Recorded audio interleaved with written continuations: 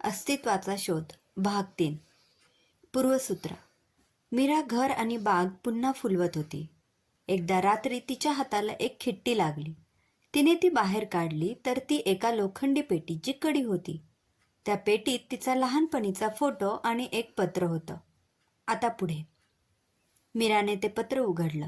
सगळ्यात आधी शेवटी जाऊन तिने ते पत्र कोणी लिहिलं आहे ते बघितलं. पण तिची जरा निराशाच झाली. हे पत्र सुद्धा मावशीचंच होतं. जरासं नाराज होताच तिने पत्र वाचायला सुरुवात केली. प्रिय मीरा, मला माहीत होतं तू याच खोलीत राहायला लागशील. तू छोटी असताना जेव्हा पहिल्यांदा मी तुला घरी आणलं तेव्हा सुद्धा तू याच खोलीत राहायचा हट्ट केला होतास. माहीत नाही का तुला हीच खोली आवडली होती.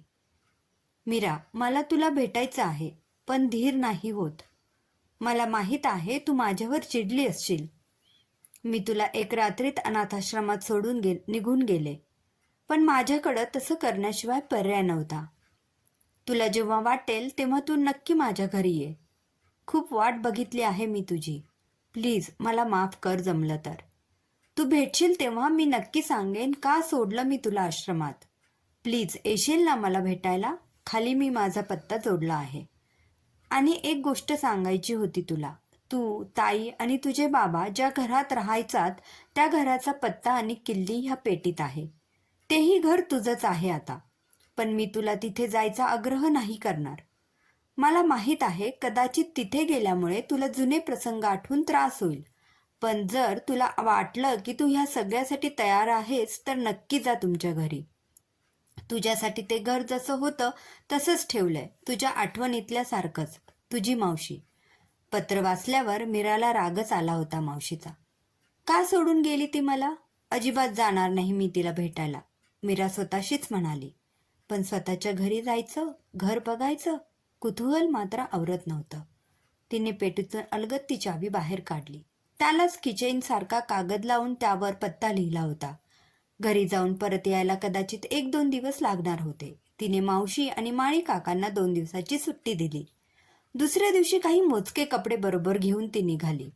साधारण 2-3 तासांचा प्रवास होता. दुपारी जेवायच्या वेळेपर्यंत ती गावात पोचली.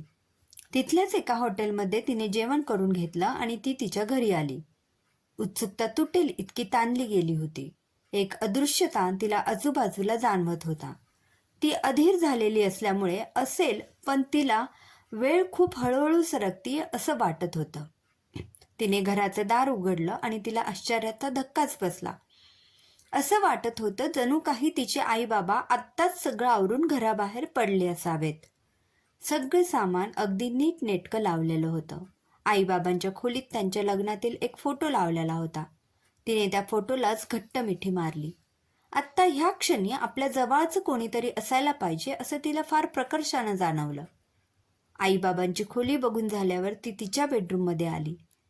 ती खोली बघून ती गोंधळून गेली. खोलीत अगदी बेडपासून कपाटापर्यंत सगळं एकसारखं होतं. जणू काही जुळ्या भावंडाची खोली असावी. हा विचार मनात आला आणि ती चरकली. म्हणजे आपल्याला स्वप्नात दिसते ती. क्रमशः. श्रोते हो, कसा वाटला अस्तित्वाचा शोध या कथेचा हा भाग? कमेंटद्वारे आम्हाला जरूर कळवा. धन्यवाद.